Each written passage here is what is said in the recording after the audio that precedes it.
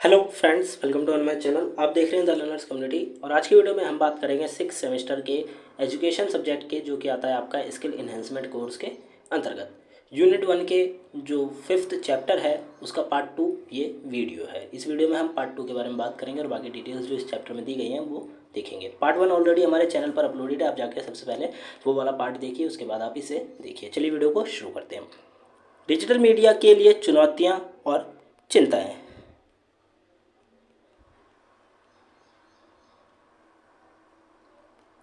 सबसे पहले आता है तकनीकी समस्या। डिजिटल मीडिया के लिए जो चुनौती और जो चिंताएं हैं उसमें सबसे पहले आता है तकनीकी समस्या, मतलब टेक्निकल जो प्रॉब्लम होती है। डिजिटल मीडिया का उपयोग करने से पहले तकनीकी समस्याओं का सामना करना पड़ता है, जैसे कि इंटरनेट संयोजन, हार्डवेयर असंगति आदि। मतलब क्या आप कह सकते हैं इंटरनेट की कनेक्टिविटी से रिलेटेड कोई इशू हो सकता है, या फिर जो आपके पास हार्डवेयर डिवाइस, आपके पास जो डिवाइस है उसमें कोई हार्डवेयर अगर प्रॉब्लम है तो वो एक टेक्निकल इशू हो सकता है या टेक्निकल समस्या हो सकती है।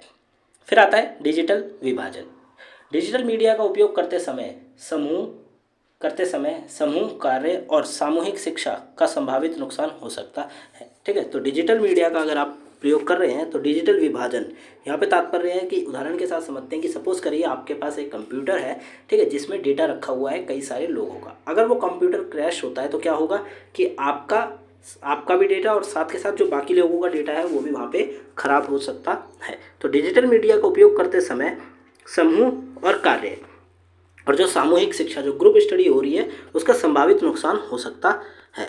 ठीक है, अगर आप इंटरनेट पे काम कर रहे हैं और अगर आपकी एक प्रकार से कह सकते हैं कि आप गूगल ड्राइव है उसमें डेटा स्टोर है, अगर गूगल ड्राइव किसी प्रकार से क्रैश हो जाता है अदरवाइज, या गूगल ड्राइव में कुछ और प्रॉब्लम आती है, तो क्या होगा, आपका जो डेटा है वो खराब हो जाएगा, और अगर किसी और का डेटा भी उसमें रखा है तो वो भी खराब हो जाएगा। व्यक्तिगत संपर्क कमी। ऑनलाइन शिक्षा के माध्यम से छात्र को अपने शिक्षकों और सहपाठियों के साथ व्यक्तिगत संपर्क करने का मौका नहीं मिलता, या फिर कम से कम मिलता है।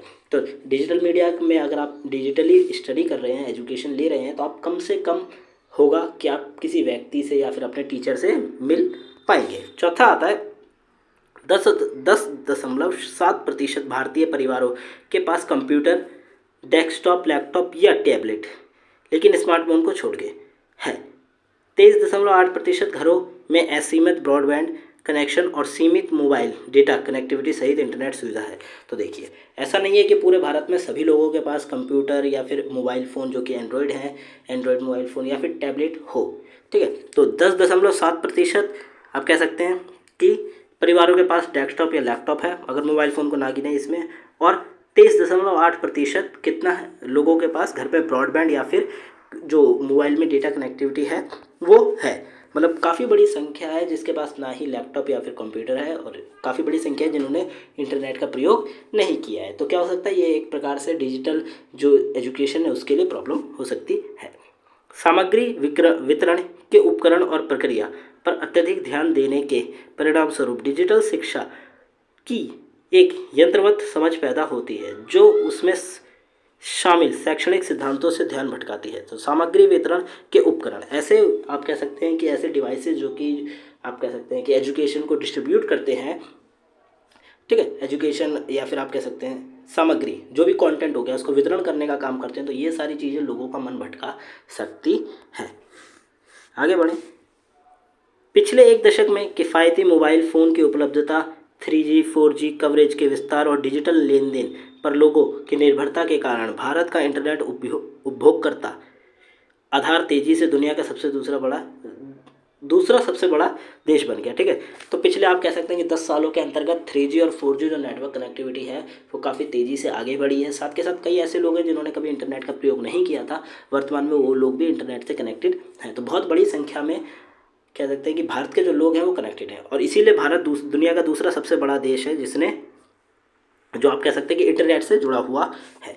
महामारी से प्रेरित ई लर्निंग में तेज़ी से बदलाव ने असमानता और एक डिजिटल विभाजन के लंबे समय से चले आ रहे मुद्दे को प्रकाश में लाया, जिसे भविष्य की आर्थिक शिक्षा डिजिटलीकरण नीतियों द्वारा संबोधित किया जाना चाहिए। ठीक है, तो महामारी जैसे कि कोविड-19 आया था, तो उस समय से पहले लोग जो थे वो स्टूडेंट्स हो गए या फिर टीचर्स हो गए, वो ऑफलाइन क्लासेस ज़्यादा से ज़्यादा दिया करते थे। ठीक है, परंतु जब महामारी आई, कोविड-19 आया, तो जब लॉकडाउन लगा तो सबके सब जब घर बैठे थे तो ज़्यादा से ज़्यादा जो एजुकेशन है लोगों ने वो ऑनलाइन प्राप्त करी है। स्कूल्स जो थे वो ऑनलाइन क्लासरूम्स के द्वारा ही पढ़ा रहे थे। जबकि ई लर्निंग का विस्तार करने की महत्वाकांक्षा प्रभावशाली है, अधिकांश सरकारी स्कूलों के शिक्षक और छात्रों के पास डिजिटलीकरण प्रक्रिया का हिस्सा बनने के लिए उपकरण, बुनियादी ढांचे की क्षमता नहीं है। ठीक है, तो आप कह सकते हैं काफ़ी जो गवर्नमेंट स्कूल्स हैं वहाँ पे काफ़ी टीचर्स हैं जिनके पास ये सुविधा नहीं है कि वो बच्चों को ऑनलाइन स्टडी करा सकें या ऑनलाइन क्लासरूम में पढ़ाई करा सकें। तो ये भी एक चिंता हो सकती है। भारत सरकार ने भारत में डिजिटल शिक्षा को बढ़ाने के लिए कई बड़े बड़े अभियान चलाए, जिनके द्वारा डिजिटल शिक्षा को प्रोत्साहन मिला और अधिक से अधिक छात्र डिजिटल शिक्षा के तहत शिक्षा तथा रोजगार प्राप्त करने के लिए कामयाब हुए। तो ऐसा नहीं है कि सिर्फ प्राइवेट स्कूल्स ही हैं जो कि एक प्रकार से डिजिटल शिक्षा देना चाहते हैं, नहीं, गवर्नमेंट भी चाहती है कि जो बच्चे दूर दराज क्षेत्रों में रहते हैं जहाँ पे सुविधाएं नहीं हैं उनको भी डिजिटल शिक्षा मिल सके, जिससे कि उनका जो करियर है वो काफ़ी अच्छा बन सके। तो इंडियन जो गवर्नमेंट है उसने भी काफ़ी बड़े स्तर पर काम करा है। आगे हम उनके कामों के बारे में पढ़ेंगे। शिक्षा को बढ़ावा देने के लिए ICT को एक वाहन के रूप में विकसित करने पर भारतीय नीति का ध्यान 1970 के दशक के प्रारंभ में उपग्रहों के उपयोग बाद से दिखाई दिया। ठीक है, तो भारत शिक्षा को बढ़ाने के लिए ICT, ठीक है, ICT को एक वाहन के रूप में, एक आप कह सकते हैं कि ICT के द्वारा ही कनेक्टिविटी बनाई गई। ठीक है, एक उपग्रह, एक सैटेलाइट भेजा गया आसमान में। ठीक है, और वो सैटेलाइट के द्वारा ही कई चैनल्स पे, जो टेलीविज़न है उनके कई चैनल्स पे शोज़ दिए गए, जो कि शोज़ एजुकेशन से रिलेटेड थे। अब तक इस लंबे पड़ाव ने शिक्षा के लिए समर्पित उपग्रह EDUSAT, ठीक है, EDUSAT उस उपग्रह का नाम था जो कि सैटेलाइट भेजा गया, को लॉन्च किया। 1990 के दशक की शुरुआत में कई ऑनलाइन शैक्षिक उद्यम शुरू किए गए। शिक्षा पर राष्ट्रीय नीति 1992 में शिक्षा की गुणवत्ता में सुधार के लिए शैक्षिक प्रौद्योगिकी का उपयोग पर जोर दिया गया। तो 1990 के दशक की शुरुआत में आप कह सकते हैं कि ऑनलाइन शिक्षा पे ज़्यादा से ज़्यादा ध्यान देने लगे। ठीक है, ज़्यादा ज़्यादा ऐसा होता है ना कि गवर्नमेंट एकदम से ही शुरू हो गई कि अब बच्चों को ऑनलाइन शिक्षा देनी है। बच्चे ऑफलाइन तो ले ही रहे हैं पर ऑनलाइन शिक्षा को भी बढ़ावा देना है। फिर शिक्षा पर राष्ट्रीय नीति आई 1992 में। शिक्षा की गुणवत्ता को बढ़ाने के लिए, ठीक है, प्रौद्योगिकी का उपयोग पर जोर दिया गया। EDUSAT पर भारतीय स्वयं चलने वाले उपग्रह है जो शिक्षा के क्षेत्र में उपयोग के लिए बनाया गया था। ठीक है, तो जो EDUSAT बनाया गया था वो शिक्षा के लिए बनाया गया था ताकि जो बच्चे दूर दराज क्षेत्रों में रहते हैं जिनको एजुकेशन प्राप्त नहीं हो पाती उन तक भी एजुकेशन सफलता रूप से पहुंच पाए। यह भारत सरकार द्वारा संचालित किया गया है और वर्तमान में भारत के विभिन्न हिस्सों में शिक्षा संस्थानों में शिक्षा और प्रशिक्षण को उनकी आवश्यकताओं के अनुसार प्रदान करने वाले उपयोग किया जाता है। ठीक है, तो ऐसे क्षेत्र जहाँ पे अच्छी व्यवस्थाएं नहीं है वहाँ पे ये जो EDUSAT सैटेलाइट है ये हेल्प करती है। EDUSAT उपग्रह के जरिए शिक्षा संस्थानों के बीच वीडियो कॉन्फ्रेंसिंग के माध्यम से व्यक्तिगत और सामूहिक शिक्षा का समर्थन किया जाता है। अब ये जो सैटेलाइट भेजा गया इसके माध्यम से क्या होता है, वीडियो कॉन्फ्रेंसिंग होती है और इसी के माध्यम से व्यक्तिगत और समूह शिक्षा, मतलब हो सकता है पर्सनली भी एजुकेशन चल रही हो, अदरवाइज ग्रुप स्टडीज़ जिसे कहते हैं वो भी की जा रही है। इसके अलावा EDUSAT का उपयोग विभिन्न उच्च शिक्षा संस्थानों में भी किया जाता है जहां शिक्षा वाणिज्य में उन्नति के लिए विभिन्न पाठ्यक्रम और विषयों पर व्याख्यानों के माध्यम से प्रशिक्षण प्रदान किए जाते हैं। तो EDUSAT का उपयोग करके क्या उच्च शिक्षा संस्थान, जो हाई लेवल एजुकेशन के लिए जो इंस्टीट्यूट्स बनाए जाते हैं इंस्टीट्यूशन, वो इसका प्रयोग कर रहे हैं और ज़्यादा से ज़्यादा अच्छे प्रकार की जो शिक्षा है वो लोगों तक पहुँचाई जा रही है। तो इसके बारे में आप लिख सकते हैं ICT यानी इंफॉर्मेशन एंड कम्युनिकेशन टेक्नोलॉजी के माध्यम से भारत सरकार ने शिक्षा के क्षेत्र में राष्ट्रीय मिशन शुरू किया।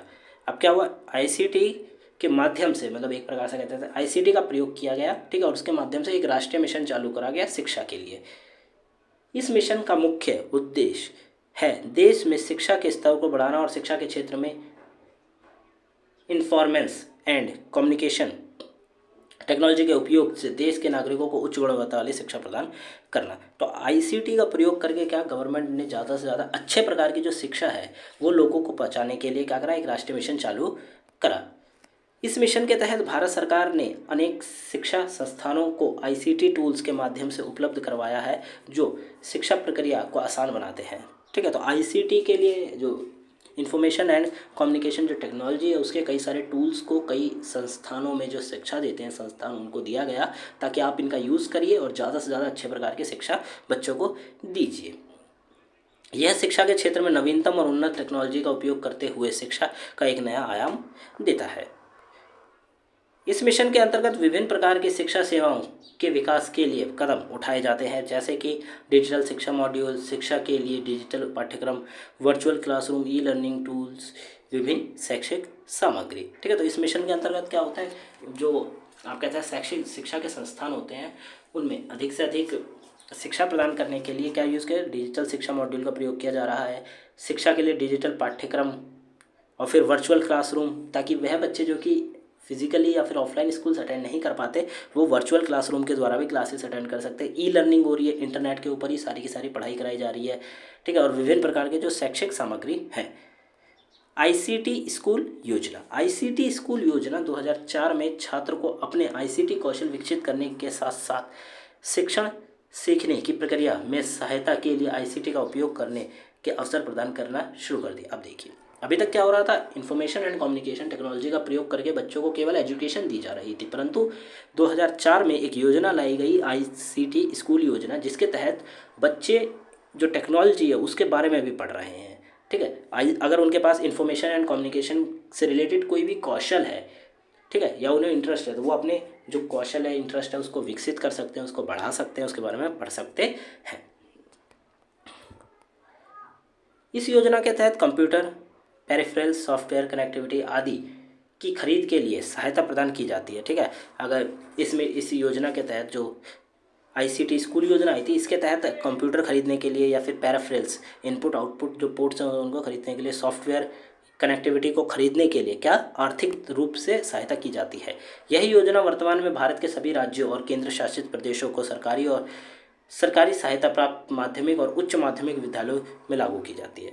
ठीक है, तो ये जो योजना है, एक प्रकार से ये योजना आप कह सकते हैं सभी प्रकार के स्कूल में, जैसे कि उच्च माध्यमिक हो गए या फिर सरकारी या फिर माध्यमिक स्कूल हो गए, इन सभी स्कूल्स में क्या ये योजना के द्वारा बच्चों को हेल्प की जाती है। विभिन्न सरकार आगे देखें, विभिन्न सरकारी एजेंसियों द्वारा विभिन्न आईसीटी पहल, मतलब कि इंफॉर्मेशन एंड कम्युनिकेशन टेक्नोलॉजी का यूज़ करके सरकारी जो एजेंसी होती है उन्होंने कई प्रकार की स्कीम्स और पहल को चलाया था। उनको देखें, सबसे पहले आती है दीक्षा, ज्ञान साझा करने के लिए डिजिटल बुनियादी ढांचा। ये दीक्षा जो है ये इसकी पूरी की पूरी आप कह सकते हैं कि फुल फॉर्म है, ज्ञान साझा करने के लिए डिजिटल बुनियादी ढांचा।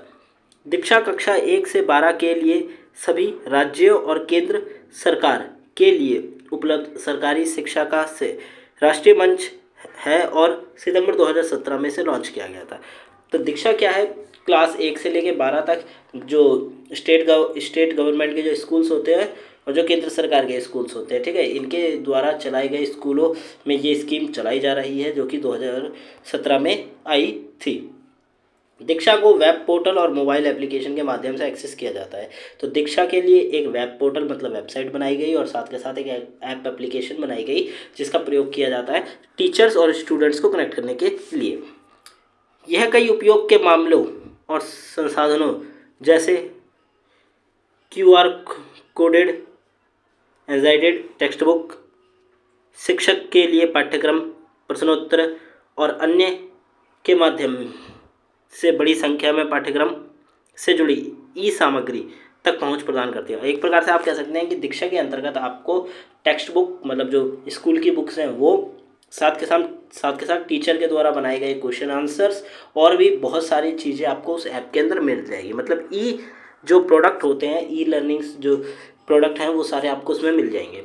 जुलाई 2020 तक यह अनुमान है कि इस वर्ष भारत में 35 राज्यों केंद्र शासित प्रदेश द्वारा 60 करोड़ से अधिक ई-टीवी मुद्रित किए जा रहे हैं, जिसमें 30 करोड़ से अधिक कंटेंट प्ले और 200 करोड़ पेज हिट वाले ही हो चुके हैं। एक प्रकार से आप कह सकते हैं कि बहुत बड़े स्तर पर जो कि दीक्षा के लिए कंटेंट बनाया जा रहा है, जैसे कि बुक्स को ई फॉर्म, जो ई बुक्स हैं उनकी फॉर्म में कन्वर्ट किया जा रहा है, साथ के साथ बहुत सारे क्वेश्चंस आंसर्स, बच्चों के लिए प्रैक्टिकल्स, ये सारी की सारी चीज़ों का निर्माण किया जा रहा है बहुत बड़े स्तर पर, ताकि ज़्यादा से ज़्यादा बच्चा ई जो आप कह सकते हैं कि दीक्षा का जो प्लेटफॉर्म है उसके थ्रू स्टडी कर सके।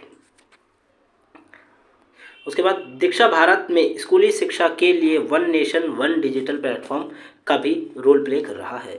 टीवी चैनल के माध्यम से पहुंच, स्वयं प्रभा टीवी चैनल।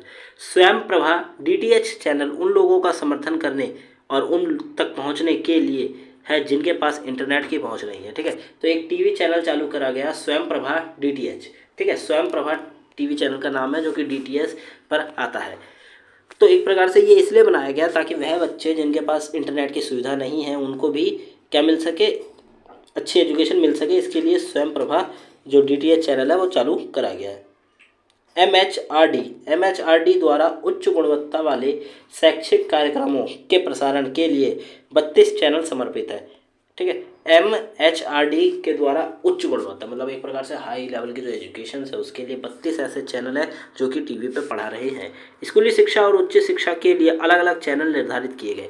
अगर आप स्कूल एजुकेशन प्राप्त करना चाहते हैं तो आपके लिए अलग चैनल होंगे, अगर आप हायर एजुकेशन प्राप्त करना चाहते हैं तो आपके लिए अलग चैनल होंगे। और एक प्रकार से उन चैनल्स पर आप देखेंगे कि क्लासेस के हिसाब से जो पढ़ाई है वो होती रहती है, ये शोज़ आते रहते हैं। जैसे 9वीं क्लास की मैथमेटिक्स का शो चल रहा है तो 1 से 1.5 घंटा कंटिन्यूसली वो चलेगा। उसके बाद 12वीं क्लास की पॉलिटिकल साइंस का चल रहा है तो वो, तो इस प्रकार से क्या होता है कि टीवी के द्वारा भी आप लोग क्या कर सकते हैं, अपनी एजुकेशन ले सकते हैं।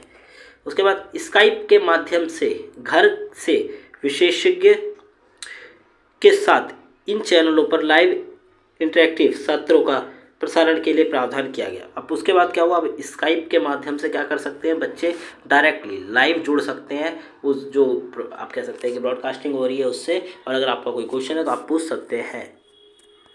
फिर आता है ऑन एयर।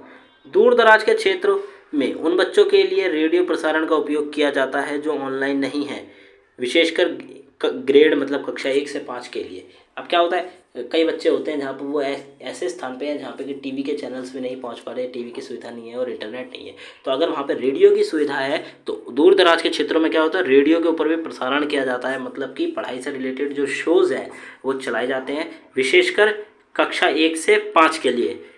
प्रसारण गतिविधि आधारित शिक्षण को ध्यान केंद्रित करती है। प्रसारण होता है, ठीक है, प्रसारण में गतिविधि की जाती है। कक्षा 9 से 12 के लिए NIOS के लिए सामग्री प्रसारित करने के लिए 289 समुदाय रेडियो स्टेशनों का भी उपयोग किया जाता है। ठीक है, NIOS से आप कह सकते हैं कि एक प्रकार से ओपन जो स्कूल होते हैं, बच्चे ओपन स्कूल से अपनी 12वीं और 10वीं कक्षा कंप्लीट करते हैं तो उनके लिए भी जो सामग्री होती है, मतलब उनका जो पढ़ाई की बुक्स हो गई, वो सारी चीज़ें हो गई, उसके लिए 289 सामुदायिक रेडियो, मतलब कई सारे रेडियो का समुदाय बना दिया गया, ग्रुप बना दिया गया, और वो रेडियो स्टेशन भी उनके लिए पढ़ाई जो है वो प्रसारित करता है। National digital library. National digital library एक प्रकार से एक वेबसाइट बना दी गई जहाँ पे बहुत बड़े स्तर पर नेशनल लाइब्रेरी के तौर पे काम किया जाता है, मतलब कि स्टूडेंट्स उस वेबसाइट पे जाके कोई भी पब्लिकली बुक वहाँ पे ढूंढ सकता है और वहाँ से पढ़ सकता है। राष्ट्रीय डिजिटल लाइब्रेरी भारत सरकार की एक पहल है जो छात्र और शिक्षकों को देश भर में बिना किसी शुल्क के ऑनलाइन शिक्षा प्रदान करती है। ठीक है, तो आपको बिना पेमेंट करे वहाँ पे क्या बुक्स मिल सकती है। इसमें विभिन्न विषयों के अध्ययन सामग्री, रिसर्च पेपर, जनरल और अन्य संसाधन शामिल होते हैं। तो जो नेशनल लाइब्रेरी होती है वहाँ पे आपको बुक्स के साथ साथ क्या क्या मिल जाएगा, रिसर्च पेपर्स मिल जाएंगे, जनरल्स मिल जाएंगे और अन्य साधन हो गए। किसी ने कोई और चीज़ बनाई है उसके बारे में अगर कोई पेपर्स है तो वो भी आपको वहाँ पे मिल जाएगा। छात्रों और शिक्षकों को उनकी आवश्यकता के अनुसार शोध करने का मौका भी मिलता है। फिर आता है राष्ट्रीय आभासी शिक्षा portal, national virtual education portal. इस पोर्टल का उद्देश्य भारतीय शैक्षणिक संस्थानों के लिए एक सामान्य आभासी शिक्षा संसाधन प्रदान करना है। तो ये जो पोर्टल है इसका क्या मतलब है कि उद्देश्य है भारतीय शैक्षणिक संस्थान जो शिक्षा देने वाले इंस्टीट्यूट्स हैं, ठीक है, ऑर्गेनाइजेशंस हैं, उनके लिए एक सामान्य आभासी शिक्षा संसाधन प्रदान करना। इनमें निःशुल्क शैक्षिक संसाधनों, शैक्षणिक मामले, सामग्री और पाठ्यक्रम के साथ संबंधित जानकारी शामिल होती है। ठीक है, तो इस पोर्टल पे आपको क्या मिल जाएगा, निःशुल्क शिक्षक संसाधन। ऐसे एक प्रकार से कहते हैं पढ़ाई करने के लिए आपको जो भी चीज़ें चाहिए वो आपको फ्री ऑफ कॉस्ट इस वाले पोर्टल पे प्राप्त हो जाएंगे। शैक्षणिक मामले, शिक्षा से रिलेटेड जितने भी मामले हैं वो भी यहाँ पे आपको देखने को मिल जाएंगे। तो ये था आपका यूनिट 1 का जो चैप्टर 5 है उसका पार्ट 2। हमने पार्ट 1 ऑलरेडी अपलोडेड कर दिया है। आई होप आपने वो देखा और आपको उसमें से काफ़ी अच्छे से समझ आया हो। तो ये था आपका कंप्लीट यूनिट 1 का चैप्टर 5। वीडियो कैसी लगी आप हमें जरूर बताएं। वीडियो अच्छी लगी तो प्लीज़ वीडियो को लाइक करें, चैनल को सब्सक्राइब करें, जितना हो सके वीडियो को शेयर करें। डिस्क्रिप्शन बॉक्स में लिंक दिए गए हैं हमारे टेलीग्राम चैनल का और हमारे इंस्टाग्राम चैनल का, आप वहाँ जाके हमें फॉलो कर सकते हैं। आपका कोई डाउट है तो वहाँ आप हमसे पूछ सकते हैं। साथ में आपको नोट्स का लिंक भी मिल जाएगा डिस्क्रिप्शन बॉक्स में, आप वहाँ से जाके नोट्स को डाउनलोड कर सकते हैं। और तो और आपको हमारे वेबसाइट के भी 2 लिंक मिल जाएंगे, वहाँ जाके आप हमारे जो नोट्स हैं इस सब्जेक्ट के रिलेटेड वो भी आपको वहाँ देखने को मिल जाएंगे। तो मिलते हैं अगली वीडियो में। Thanks for visiting on my channel guys.